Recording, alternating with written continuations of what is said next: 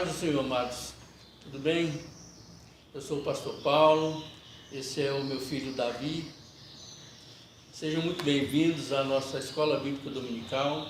Hoje nós estaremos tratando de um assunto que é praticando a paciência como Jesus. Um tema que para falar é fácil, mas é relativamente difícil ter que vivê-lo cotidianamente. Vamos fazer uma oração, né? Agradecendo a Deus pela oportunidade de nós entrarmos aí no seio da sua casa, na sua sala. Oremos. Amado e bondoso Deus, nós te adoramos, nós te bendizemos, nós rogamos, Senhor, que o Senhor esteja conosco nessa empreitada, que o Senhor esteja nos conduzindo, Senhor, no ensino, no aprendizado, e que cada um que esteja ouvindo, Senhor, a Tua palavra, na sua casa, junto com os seus entes queridos, com os seus parentes, que o Teu Santo Espírito possa entrar em cada coração, produzir um fruto de alegria, de paz e um fruto de paciência. Nós assim agradecemos ao Senhor. Em nome de Jesus, amém. Lembrando, irmãos, aqui antes de começar a lição, para você poder nos apoiar no nosso trabalho aqui da igreja, apoiar nosso canal do YouTube, vocês podem deixar o like, o gostei, né, na opção aí abaixo, e podem se inscrever também no canal. O canal da Segunda Igreja Presbiteriana Renovada do Gama. E assim você vai receber notificações, vai receber os novos vídeos que vão ser lançados, das outras EBDs, dos cultos que estão sendo transmitidos ao vivo. Okay? Curta e compartilhe, amém? Amados, nós vamos tratar sobre praticando a paciência como Jesus.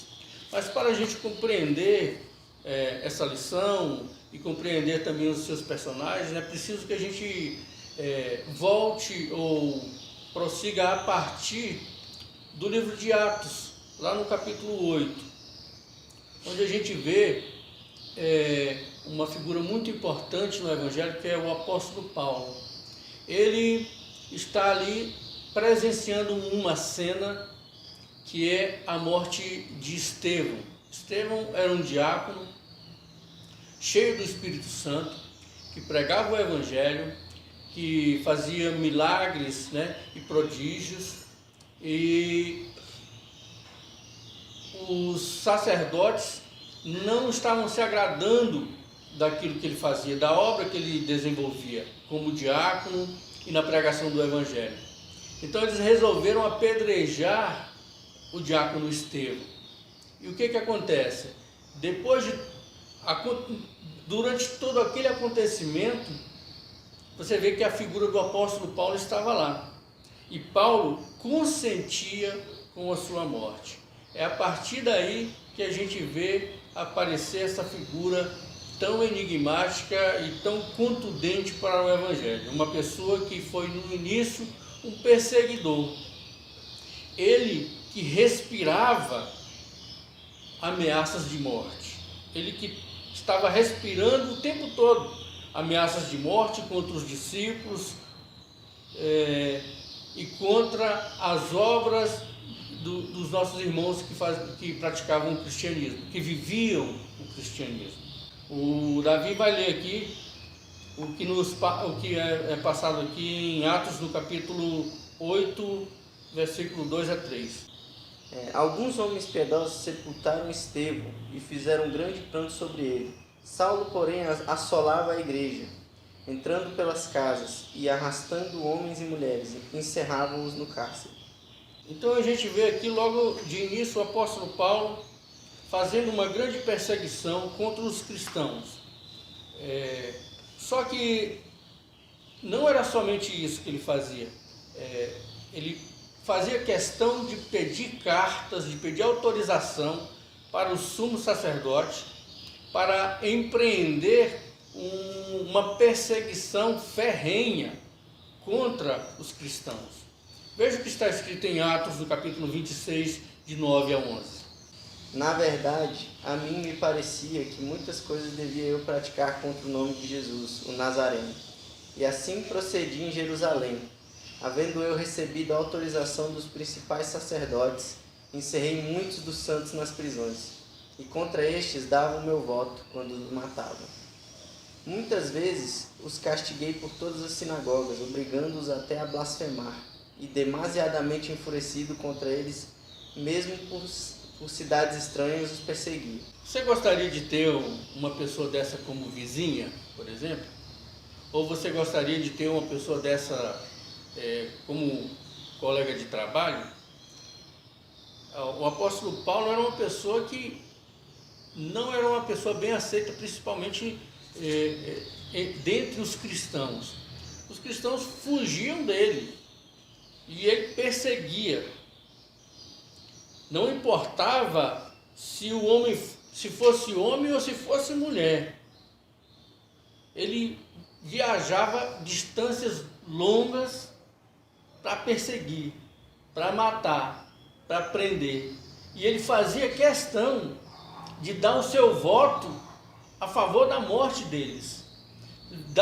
Para você ter uma ideia de como era demasiadamente enfurecido o apóstolo Paulo, como diz aqui no versículo 11.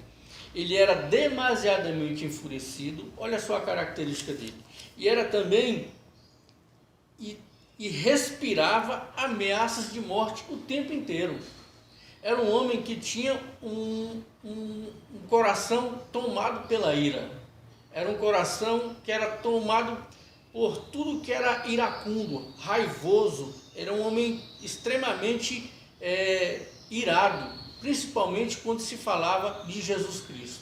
E aqui tem uma pergunta que é digna de ponderação. Por que Jesus não o para? Por que Jesus permite que o apóstolo Paulo persiga e mate os cristãos por toda aquela região próxima de Jerusalém? Por que Jesus permitia? Mas o fato é que um dia Jesus parou o apóstolo Paulo. O então Saulo, né? Jesus parou Saulo. Ele estava a caminho de Damasco, justamente com essas autorizações do sumo sacerdote para perseguir, prender e matar os cristãos. E o que acontece? A caminho de Damasco, ele vê uma luz. Quando essa luz aparece para ele, ele cai. E quando ele cai, ele começa a ter ali uma visão. A visão, ele ouve e vê Jesus Cristo. E uma voz que dizia a ele: Saulo, Saulo, por que me persegues? E a partir de então, começa um relacionamento entre Jesus e Saulo, de tal forma que é mudado o nome dele. Ele não é mais chamado Saulo, ele é chamado Paulo. E veja o que diz aqui o texto: com estes intuitos, parti para Damasco, levando autorização dos principais sacerdotes, e por eles comissionado. Ao meio-dia vi uma luz do céu, mais resplandecente do que o sol, que brilhou ao redor de mim e daqueles que iam comigo, e caindo todos nós por terra, ouvi uma voz que me falava na língua hebraica: Saulo, Saulo, por que me persegues?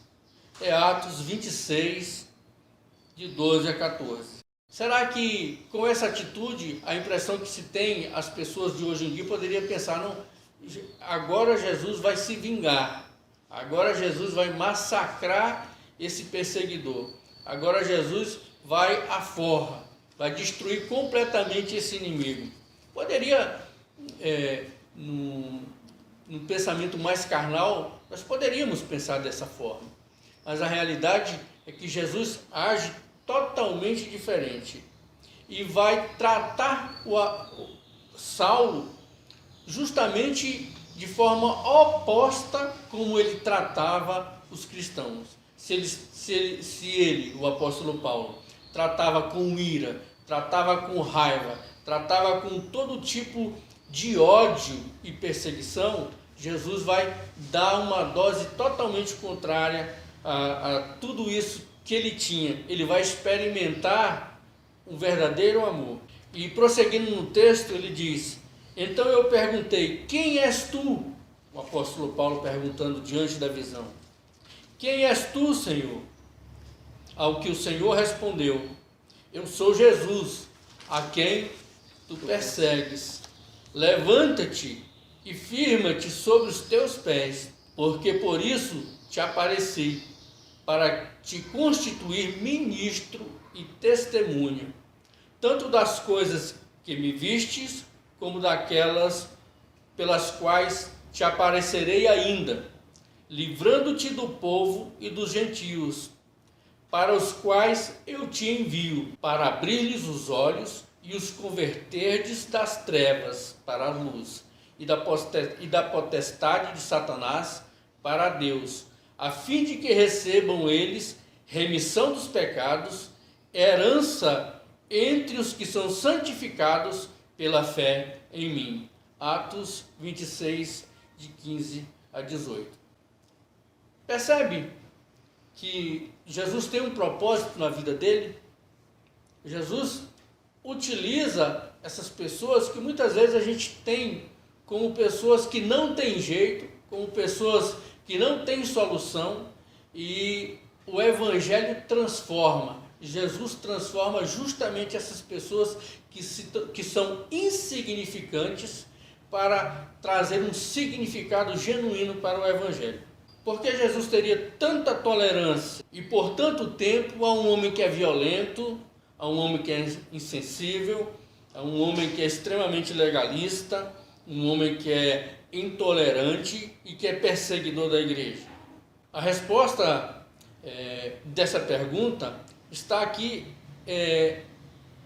quando o próprio apóstolo Paulo ele escreve a Timóteo no capítulo 1, 15, 16. Mas por esta mesma razão me foi concedida misericórdia, para que em mim, o principal, evidenciasse Jesus Cristo a sua completa longanimidade, e servisse eu de modelo para quantos hão de crer nele para a vida eterna. Quando a gente olha para esse texto, a gente vê primeiro ele chancelando a palavra dele, né? A palavra de Deus, e referendando. Ele diz: olha, fiel é a palavra, digna de toda aceitação. E o que é fiel? E o que é digno de toda aceitação? Que Cristo veio ao mundo para salvar os pecadores. É fiel. Aquilo que ele tanto combateu, ele torna aqui como fiel e verdadeira e digna. Ele diz: olha, Jesus Cristo veio ao mundo para salvar os pecadores. E ele diz: dos quais eu sou o principal. Percebe que primeiro, quando ele vai chancelar, quando ele vai trazer aqui como digna essa palavra, ele referenda que Jesus veio e veio para os pecadores. E ele mesmo se coloca como o principal deles. A maldade de Paulo, ela vai mostrar o quanto a misericórdia e o amor de Deus é forte, né? É grande, é longânimo. Ela é maior do que a maldade do pecador. Ou seja, quando fala que o Evangelho diz que Jesus veio para salvar pecadores, ele está falando, ele veio para salvar o pior dos pecadores. Ele tem poder para salvar o pior dos pecadores, o que é contra Deus, é blasfemo, ele mata e persegue os que têm a fé em Cristo. Mas até para esse, Deus ele muda essa história, ele transforma a vida até desse mais irado contra Deus, né? Para o pior de todos os pecadores há uma solução, não é? Porque se para ele, o apóstolo Paulo, houve, não é, essa longanimidade, essa paciência de Jesus, não é? Se houve essa longanimidade, essa demora em tratar essa maldade, né? Tratando ele de forma longânima ou de forma paciente, houve para ele a salvação. Né? E ele...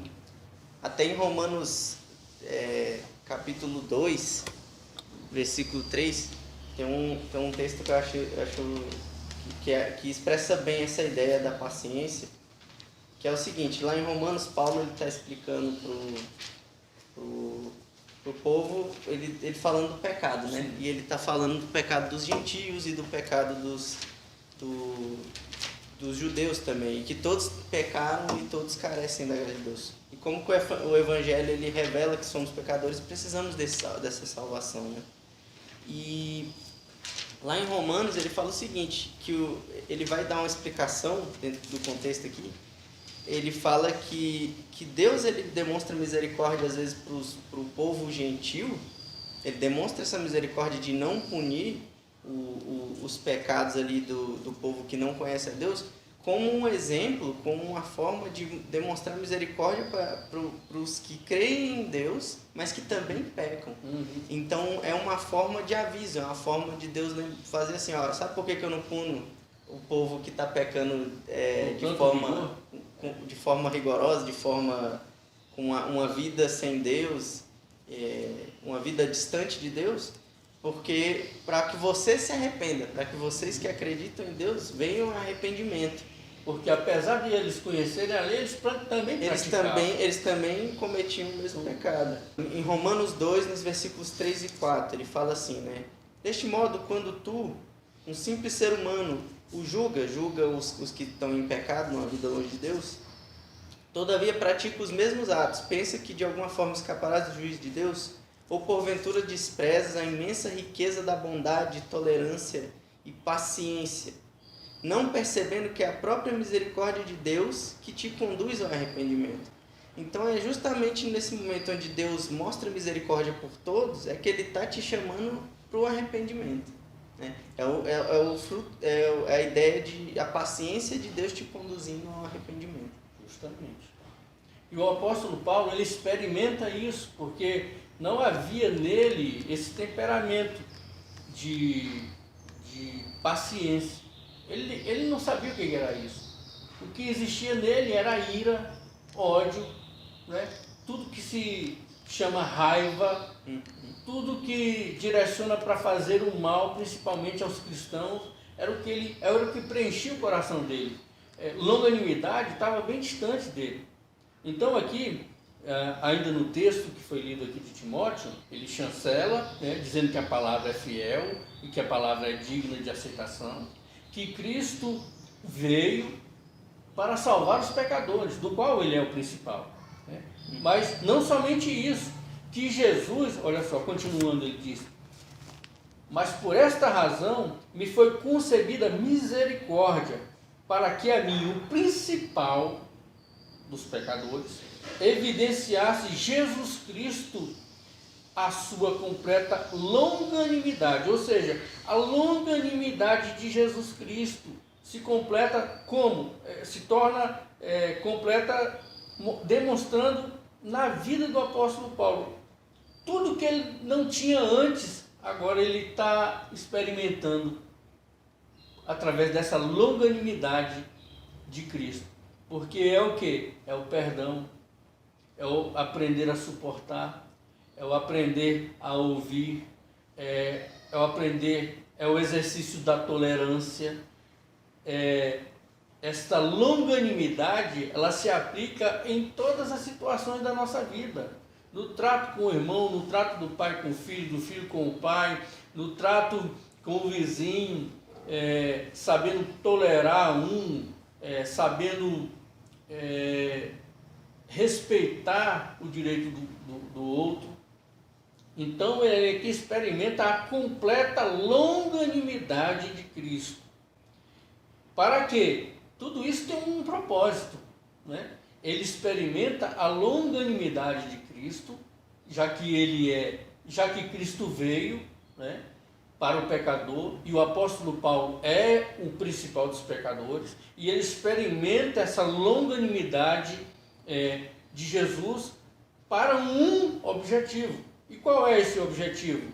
Ele, o apóstolo Paulo, vai servir de modelo para todos quantos hão de crer na vida eterna.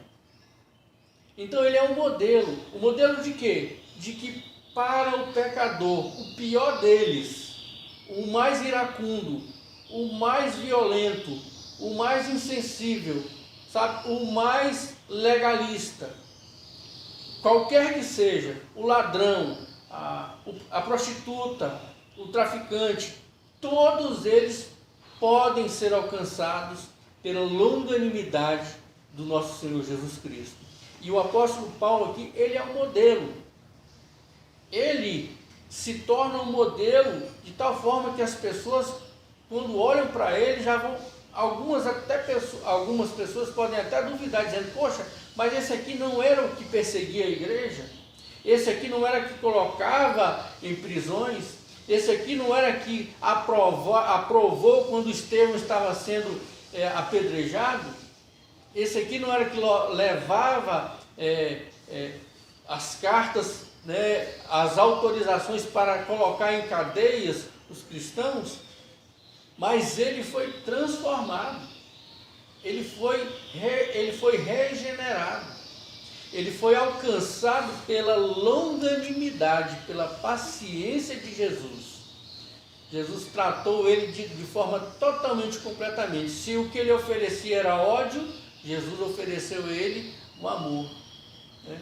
E dessa forma, então, ele se torna, como o principal dos pecadores, ele se transforma, então, em um modelo que Jesus utiliza para a pregação do Evangelho e o testemunho do Evangelho. Logo, isso muito é utilizado nos dias de hoje, irmãos. Você vê que existem traficantes, né, quando realmente se convertem, que têm um encontro genuíno, uma experiência com Deus, o que acontece? Esse aí se converte de forma genuína, ou esse serve de modelo para outros traficantes, outros bandidos, outros marginais. Prostitutas que viviam esse tipo de vida, quando se convertem de forma genuína, se tornam modelo para outras pessoas, outras mulheres que viviam esse mesmo tipo de vida, a terem uma esperança e dizer, poxa, se houve esperança para aquela, também há esperança para mim. Nisso, o modelo, ele se replica. O apóstolo Paulo foi o principal modelo de conversão. Porque quando você vê a maioria dos discípulos, eles têm um chamado. Eles têm um chamado. O Pedro está lá no barco e Jesus chega e chama ele. Mateus estava lá cobrando impostos e Jesus chama ele e ele vem. Isso é chamado, mas esse aqui não. Há uma conversão genuína. Aí ele se torna um principal modelo. Experimentando o quê? Antes o que ele oferecia, que era ódio, que era tudo que era ruim, agora ele recebe uma dose de amor totalmente gigantesca em relação ao que ele oferecia. E ele se torna então esse modelo, né, para Jesus Cristo. Então, amados, a paciência de Jesus significa a nossa salvação. É justamente por conta da longanimidade de Jesus Cristo em nossa vida que nós somos resgatados, que nós somos salvos. Porque se ele fosse irado, extremamente irado, com certeza não haveria salvação para cada um de nós. Veja o que diz aqui 2 Pedro 3,9. Ele é longânimo para convosco, não querendo que nenhum pereça, senão que todos cheguem ao arrependimento. E em 2 Pedro 3,15, ele fala assim, tende por salvação a longanimidade de nosso Senhor. Ou seja, essa longanimidade, essa paciência, essa capacidade de estender ao máximo possível, né, a sua capacidade de perdão, de paciência em nós, né, por nós é que nós somos resgatados, é que nós somos salvos, né? Então essa paciência de Jesus serve para cada um de nós também como modelo para nós vivermos na nossa vida cotidiana. A paciência de Jesus deve nos oferecer, ou nos oferece também, um exemplo, que é assim que nós devemos agir com os nossos entes queridos. Tem um texto bastante interessante de Spurgeon que fala a respeito dessa tolerância de Jesus em relação ao pecador. Charles Spurgeon escreve assim: é um grande ato de eterno amor quando Cristo absolve, de uma vez por todas, o pecador e o introduz na família de Deus. Mas que condescendente paciência há quando o Salvador, com muita tolerância, suporta as frequentes tolices de seu desobediente discípulo, dia após dia, hora após hora, lavando as múltiplas transgressões de seu errante, porém amado filho. Impedir que flua uma enxurrada de rebeldia é algo maravilhoso, mas suportar o constante gotejar de repetidas ofensas, suportar como uma perpétua prova de paciência, isto é amor de fato. Na nossa vida cotidiana, quão paciente nós temos sido com aquelas pessoas que convivem conosco, no trabalho, na família, com os irmãos da igreja. Quão paciente nós temos sido com os nossos irmãos? Quão paciente você tem sido, irmãos, com os nossos irmãos da igreja, com aquelas pessoas que convivem contigo? Olha só o que o apóstolo Paulo escreve: rogo-vos, pois, irmãos, eu, prisioneiro no Senhor, que andeis de modo digno da vossa vocação, com que fosse chamado, com toda humildade e mansidão, com longanimidade, suportando-vos uns aos outros em amor. Efésios 4, versículos 1 e 2. Então, amados, o aprendizado que nós temos hoje é sermos imitadores de Cristo, no que concerne a longanimidade, tanto no ouvir, no falar, no agir, tendo também como modelo o apóstolo Paulo, ele que antes era cheio de ira, tinha um coração explosivo, tudo que ele tinha para oferecer era ódio, e foi transformado justamente pela longanimidade que Cristo ofereceu a ele. E essa mesma longanimidade de Jesus nos alcança, e para que também nós possamos ser modelos para as pessoas que estão nos olhando. Amém? É importante também lembrar que a gente tem que ter paciência com aqueles que não são cristãos, às vezes, né? Outro dia eu estava debatendo com um amigo meu, né? Conversando com ele, e a gente estava se questionando acerca de algumas coisas que a gente percebia em outras pessoas, assim, que são amigos nossos também. E a gente estava se perguntando acerca de umas coisas. Por exemplo, as pessoas se dizem cristãs às vezes e mostram um comportamento ali inadequado com relação à Bíblia, incoerente. E a gente ficava, poxa, mas será o que será? A gente às vezes fala do Evangelho, e essas pessoas às vezes não entendem, não compreendem. E aí a gente chegou à conclusão, né? Foi debatendo, foi lendo ali alguns textos, tentando chegar a uma resposta. A gente foi chegando à ideia de que essa transformação, essa salvação, por ser uma obra divina, uma obra de Deus, a gente tem que ter paciência de entender que não é os nossos esforços que vão fazer a pessoa ser salva, não é os nossos esforços que fazem a pessoa compreender. E às vezes a situação da pessoa é de uma cegueira espiritual, né? de uma surdez espiritual. E nisso a gente vai ver esse tipo de coisa. A gente vai ver uma pessoa que não entende, não tem uma compreensão, vive em pecado, vive longe às vezes de Deus, e a gente quer ser impaciente, quer julgar, quer trazer uma condenação para ela ali, alguma coisa assim. E não, a gente tem que ser às vezes paciente e falar do Evangelho de forma paciente também, para com essas pessoas. Né?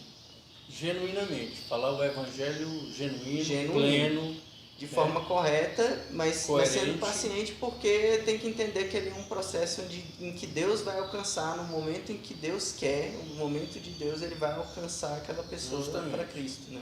O tempo é de Deus, o tempo não é nosso. Né? O tempo é do Espírito Santo. O apóstolo Paulo, ele perseguiu muito, passou muitos anos perseguindo, né? Muitas pessoas morreram, né, pela mão dele lá, né, pelas atitudes dele. Mas teve o tempo dele, teve a hora certa dele. Da mesma forma, a gente deve pregar o Evangelho, mas não deve exigir que a pessoa se converta no nosso tempo. Não, é o tempo que Deus tem para ele, né? E a gente também tem que ter esse tipo de paciência e de compreensão, de saber que tudo tem o seu tempo, né? Já em Eclesiastes já diz isso, né? Tudo tem um tempo determinado por Deus. Amém, amados? Então essa foi a nossa lição, aprendendo a ser paciente como Jesus é, né? Então, se você ainda não viu as demais aulas, tem bastante aula aí no nosso canal no YouTube, né, da igreja, Segunda Igreja Presbiteriana Renovada do Gama, segunda IPRG. Amém? Agora eu gostaria de fazer uma oração, abençoando a sua vida, abençoando a sua casa, abençoando a sua família. Amado e bondoso Deus, nós somos gratos, ó Pai, por Tua palavra em nossas vidas.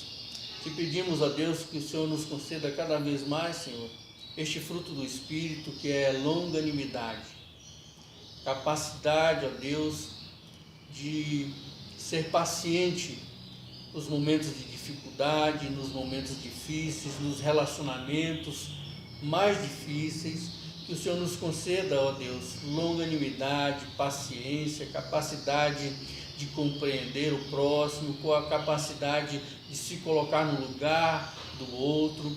Pai, em todas essas coisas nós sabemos que o Senhor está.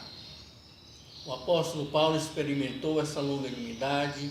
Nós, ó Deus, fomos alcançados por Tua rica paciência. Então, ó Deus eterno, abençoa a vida do meu irmão que aí está na sua casa, junto com os seus familiares. Abençoa, Senhor, a sua vida, livra de todo mal, livra de toda enfermidade, abençoando, Senhor, todos os seus entes queridos. Nós oramos, Senhor, agradecidos, em nome do Senhor Jesus. Amém. Amém.